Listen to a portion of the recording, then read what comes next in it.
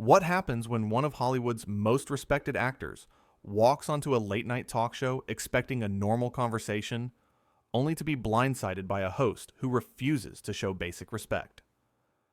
In just 32 seconds of pure tension, Bill Maher would go from smug television personality to the man who pushed Samuel L. Jackson too far, sparking a confrontation that would leave the entire studio in stunned silence.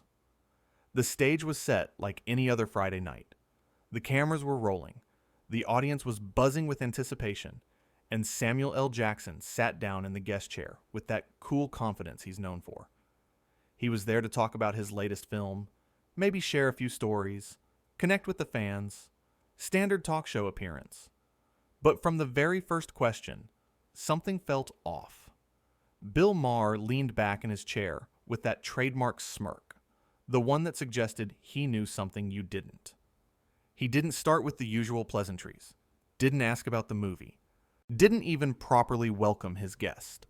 Instead, he opened with a comment that made the audience shift uncomfortably in their seats. "So, Samuel," Maher began, already using a tone that dripped with condescension, "I've been watching your career for years, and I have to ask, do you ever get tired of playing the same angry character over and over again?" The audience went quiet. You could feel the temperature in the room change. Samuel L. Jackson's expression didn't change much, but if you looked closely, you could see his jaw tighten just a fraction. He's a professional, though. He's handled worse than this. "I don't play the same character," Jackson replied calmly, his voice steady and measured. "I play complex human beings who happen to show emotion. There's a difference." Maher waved his hand dismissively, like he was swatting away a fly. Come on. You've got to admit a lot of your roles are just you, yelling and looking intimidating. I mean, how much range does that really take?" The disrespect was palpable.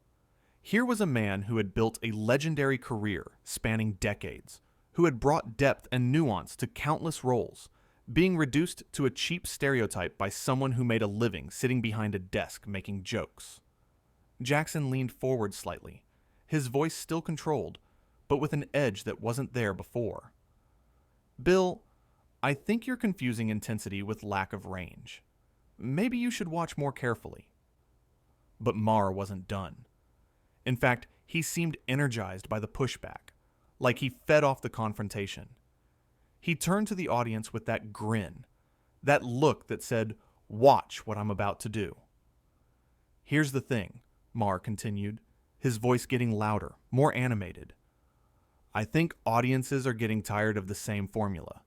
You walk in, you glare at everyone, you drop a few choice words, maybe throw someone through a window, and boom, that's the Samuel L. Jackson experience. It's become predictable." The audience was dead silent now. Nobody was laughing. Nobody was applauding. They came to see a fun interview with a beloved movie star, and instead, they were watching their host tear into his guest for no apparent reason. Jackson sat back in his chair, and for a moment, he just looked at Maher. Really looked at him. Then he spoke. And his voice was quieter now, but somehow that made it more powerful. "You know what's predictable, Bill. Hosts who think being provocative is the same thing as being intelligent. Hosts who confuse rudeness with honesty." Maher's smile faltered for just a second, but he recovered quickly, doubling down on his antagonism. "Oh, so now we're getting sensitive. I thought you had thicker skin than that. Isn't that part of your whole tough guy persona?" "This has nothing to do with being sensitive," Jackson replied, his patience clearly wearing thin. "This has to do with basic respect. I came here as your guest, and you're treating me like I'm some kind of joke." Maher leaned forward, invading the space between them. "You're a public figure, Samuel. You put yourself out there. That means you're open to criticism. That's how this works." "Criticism is fine," Jackson shot back, his voice rising now. "But what you're doing isn't criticism. You're being deliberately disrespectful, and I don't think you even realize it. Or maybe you do. and you just don't care. The tension was building with every exchange. You could see it in the way the camera operators glanced at each other, unsure if they should keep filming. You could see it in the faces of the audience members, some of whom looked genuinely uncomfortable. Maher, sensing he was losing control of the situation, tried to pivot, tried to play it off as banter. Hey, we're just having a conversation here. This is what I do. I ask tough questions. No, Jackson said firmly, cutting him off. What you do is belittle your guests to make yourself feel superior. There's a difference between tough questions and disrespect. The host's face was reddening now, his composure starting to crack. You know what? Maybe you're just not used to someone who doesn't kiss your feet because you're a movie star. Maybe that's the real problem here. And there it was. The mask had slipped completely. This wasn't about asking provocative questions or creating interesting television. This was about ego. This was about a host who couldn't handle being challenged, who needed to put down his guest to feel powerful. Jackson stood up from his chair, not quickly, not dramatically, but with a deliberate slowness that made everyone in the room freeze. He looked down at Maher, who suddenly seemed much smaller behind that desk. I've been doing this for a long time, Jackson said, his voice low and controlled. I've sat across from hundreds of interviewers, some good, some great, some not so great. But I've never, and I mean never, been treated with such blatant disrespect as a guest on someone's show. Maher tried to interrupt, tried to salvage the situation. Oh, come on. Don't be so dramatic. Sit down. Let's talk about the movie. Now you want to talk about the movie? Jackson asked, and there was something almost dangerous in his tone. After you spent the last several minutes insulting my work, my intelligence, and my professionalism, you really think I'm going to sit here and play along with your little game? The audience was completely silent. Some people had their hands over their mouths. Others were leaning forward in their seats, unable to look away from the train wreck unfolding before them. Maher's voice took on a pleading quality, though it was mixed with irritation. Samuel, you're being overly sensitive about this. I was just trying to have an honest conversation. Honest? Jackson repeated, and he actually laughed, but there was no humor in it. You wouldn't know honest if it hit you in the face. You hide behind this persona of being the guy who tells it, like it is, but really, you're just someone who never learned how to treat people with basic human decency. The host stood up now too, his face flushed, his voice getting defensive. I've had thousands of guests on this show. Thousands. And nobody has ever reacted like this. Maybe the problem isn't me, Samuel. Maybe it's you. Or maybe, Jackson countered, stepping closer to the desk, those thousands of guests just didn't have the spine to call you out on your behavior. Maybe they were too polite, or too worried about their careers, or too concerned about making a scene. But I'm not going to sit here and let you disrespect me on national television just because you think your platform gives you the right to treat people however you want. Maher's hands were shaking slightly now, whether from anger or nervousness. It was hard to tell. You're making a huge mistake here. You walk off this show, and people are going to think you can't handle a little heat. Jackson's response was immediate and cutting.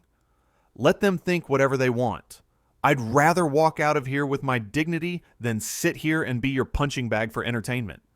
The host tried one more time, his voice taking on a mocking tone. So that's it? The big tough movie star can't handle a few hard questions? This is pathetic. And that was the moment. That was the final straw. Jackson's eyes went cold, and when he spoke, every word was precise, measured, and absolutely final. You want to know what's pathetic, Bill? A man who's so insecure that he has to tear down his guests to feel important. A man who confuses arrogance with confidence. A man who's built a career on being controversial but can't handle it when someone actually stands up to him. Maher's mouth opened and closed like a fish out of water. For once in his life, He seemed to have no comeback, no clever retort, no sarcastic comment to deflect with. Jackson continued, and his voice carried across the entire studio. I've worked with some of the greatest directors, actors, and artists in the world. I've been challenged, questioned, and pushed by people who actually cared about the work, who wanted to have real conversations. But this isn't a conversation. This is you trying to score cheap points at my expense, and I'm done with it. The production staff didn't know what to do. Nobody had ever walked off Maher's show before. The cameras kept rolling, capturing every second of the confrontation. Maher, desperate now, tried to regain some control. Fine, you want to leave? Leave. But don't expect to be invited back. And don't expect this to look good for you. Jackson actually smiled at that, but it wasn't a friendly smile. You think I care about being invited back to a show where the host has no respect for his guests? You think my career is going to suffer because I refuse to be insulted on television? Bill, you're more delusional than I thought. The audience started to murmur, some of them clearly on Jackson's side, some of them just shocked by what they were witnessing. Maher pointed at Jackson, his voice rising to a near shout. You're acting like a child, throwing a tantrum because someone dared to question you. No, Jackson said, his voice cutting through Maher's yelling like a knife. I'm acting like a man who knows his worth, something you clearly don't understand. The host slammed his hand on the desk, making everyone jump. Get out then. Go ahead and walk. See if I care. Jackson didn't rush. He didn't storm off. He simply turned, took off the microphone that had been clipped to his jacket, and placed it carefully on the chair where he'd been sitting. Then he looked at Maher one last time. You know what the saddest part of all this is? Jackson said, his voice quieter now, but still carrying across the silent studio. You had a chance to have a real conversation with someone who's lived an interesting life, who has stories to tell, who could have actually made this a memorable interview for the right reasons. But you were so caught up in your own ego, so determined to prove how clever you are, that you threw it all away. Maher's face was bright red now, a mixture of embarrassment and rage. I don't need a lecture from you about how to do my job. Clearly you do, Jackson replied simply, because you're failing at the most basic part of it, which is treating your guests like human beings. The host tried to laugh it off, tried to turn to the audience for support. Can you believe this guy? He comes on my show and then acts like he's doing me a favor. But the audience didn't laugh. They didn't applaud. They just sat there, watching, many of them clearly uncomfortable with how Maher was handling the situation. Jackson shook his head slowly. I wasn't acting like I was doing you a favor, Bill. But you should understand that when someone agrees to come on your show, to give you their time, to help you fill an hour of television, that is actually them doing you a favor, and the least you can do is show them some respect. Respect has to be earned, Maher shot back, his voice defensive. And you think you've earned mine? Jackson asked, raising an eyebrow. By insulting my work? By reducing my career to a stereotype? By treating me like I'm some kind of prop for your entertainment? That's how you think you earn respect? Maher had no answer to that. He just stood there, his hands gripping the edge of his desk, his face a mask of barely controlled anger. Jackson took a step toward the exit, then paused, and turned back one more time. You know, I've been in a lot of uncomfortable situations in my life.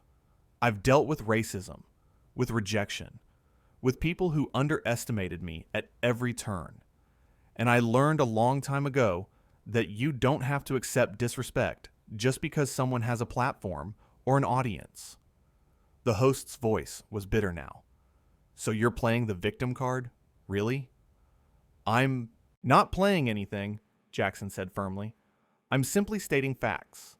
And the fact is, you invited me here, and then you spent the entire time trying to make me look bad. That's not being a good interviewer. That's not being provocative. That's just being a bad host. Maher threw his hands up in frustration. Everything I said was fair game.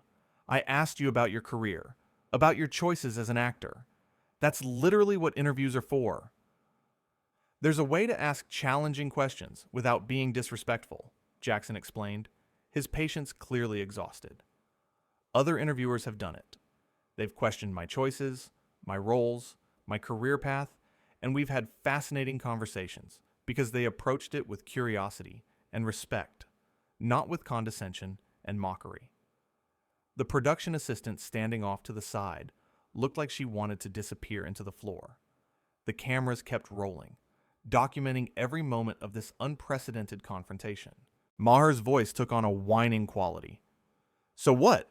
You want me to just lob you softball questions? Ask you how great you are and leave it at that? That's not real journalism. This isn't journalism, Bill, Jackson said, gesturing around the studio. This is a talk show, and even if it were journalism, real journalists know how to challenge their subjects without resorting to personal attacks and stereotypes. The host laughed, but it sounded forced, almost manic. Personal attacks? I asked you about your career, about patterns in your work. That's criticism, not a personal attack. You called my work predictable, Jackson reminded him, his voice steady. You said I just yell and look intimidating. You reduced decades of work to a cheap formula. And when I tried to defend myself, you mocked me for being sensitive. If that's not personal, I don't know what is. Maher shook his head, his expression stubborn. I was being honest. I was saying what a lot of people think, but are too afraid to say. No, Jackson corrected him. You were being rude and trying to pass it off as honesty. There's a difference, and deep down, you know it. The audience shifted in their seats. A few people started whispering to each other. The energy in the room had completely changed from the beginning of the show. What was supposed to be a fun, entertaining interview had turned into something much darker and more uncomfortable. Maher pointed at Jackson again, his fingers shaking slightly. You Hollywood types are all the same. You dish it out in your movies, playing tough guys and badasses, but the second someone questions you in real life, you fall apart. Jackson's laugh was short and sharp. Fall apart? Is that what you think this is? Bill, I'm not falling apart. I'm standing up for myself. There's a big difference. You're being overdramatic, the host insisted, his voice rising again. Making a mountain out of a molehill because your ego can't handle a little criticism. My ego is just fine, Jackson replied calmly. It's your ego that seems to be the problem here. You can't accept that someone is calling you out on your behavior. Maher's face twisted into something ugly. I've had presidents on this show, world leaders, Nobel Prize winners, and none of them acted like this. Maybe they should have, Jackson said quietly. Maybe if more people stood up to you when you crossed the line, you'd have learned by now that having a television show doesn't give you the right to be cruel. The word cruel hung in the air like a physical thing.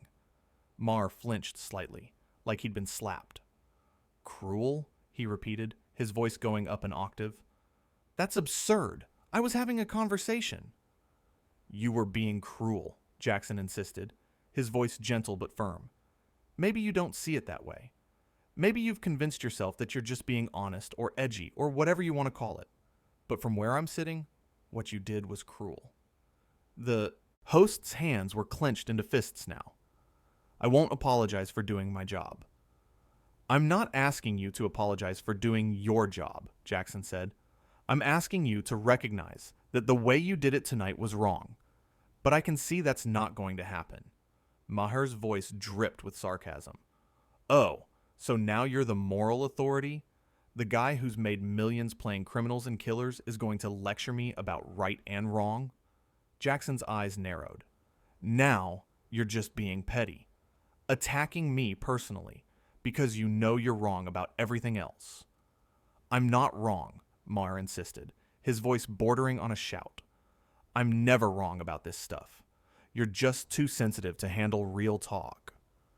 Real talk, Jackson repeated slowly, like he was tasting the words. Is that what you call it? Because from here, it just sounds like an excuse to be mean. The tension in the studio was suffocating. The audience members looked like they wanted to leave, but were too afraid to move. The production crew stood frozen, unsure whether to cut to commercial or keep filming. Maher tried to regain some composure, smoothing down his jacket. Look, if you can't handle the way I conduct my interviews, then maybe you shouldn't come on talk shows. Or maybe, Jackson suggested, his voice dangerously quiet, you should learn how to conduct an interview without alienating your guests. The host laughed bitterly. Alienating, please. You're just mad because I didn't treat you like royalty. I never asked to be treated like royalty, Jackson said, his patience finally completely gone. I asked to be treated like a human being, like a professional, like someone who deserves basic respect, and you couldn't even manage that. Maher's voice turned mocking. Oh, boo-hoo. The movie star didn't get his ego stroked enough. What a tragedy. And that was it. That was the moment Jackson's expression went completely cold, completely closed off. He looked at Maher like he was looking at something distasteful, something not worth his time or energy. We're done here, Jackson said simply. Completely done. He turned and started walking toward the exit. No hesitation, no looking back. Just a man who had made his decision and was following through with it. Maher, panicking now at the reality of his guest actually leaving, called out after him, You walk out that door, and you're proving everyone right about you, that you can't handle criticism, that you're just a diva. Jackson stopped. He didn't turn around, just stopped walking, and stood there for a moment. Then, without looking back, he spoke loud enough for everyone to hear. I'd rather be called a diva for having standards than be known as the host who doesn't know how to treat people with dignity. And with that, he walked out. The sound of his footsteps echoed in the silent studio. The door opened, then closed, and Samuel L. Jackson was gone. Maher stood there behind his desk, his face a mixture of shock, anger, and something that might have been shame if he'd let himself feel it. The audience didn't know whether to applaud or stay silent. Most chose silence. The host tried to recover, tried to play it off. Well, that was something, he said with a forced laugh. Guess we know who can't take the heat. But his voice was shaky. His hands were trembling slightly. And everyone in that studio, everyone watching, knew exactly what had happened. They'd just witnessed a masterclass in standing up for yourself, delivered by a man who refused to be diminished by someone else's need to feel superior. The cameras kept rolling for a few more seconds, capturing Maher's uncomfortable attempt to transition to commercial, his face still flushed, his confidence shattered. And somewhere outside that studio, Samuel L. Jackson walked away with his head held high, his dignity intact, and absolutely no regrets about the choice he'd just made.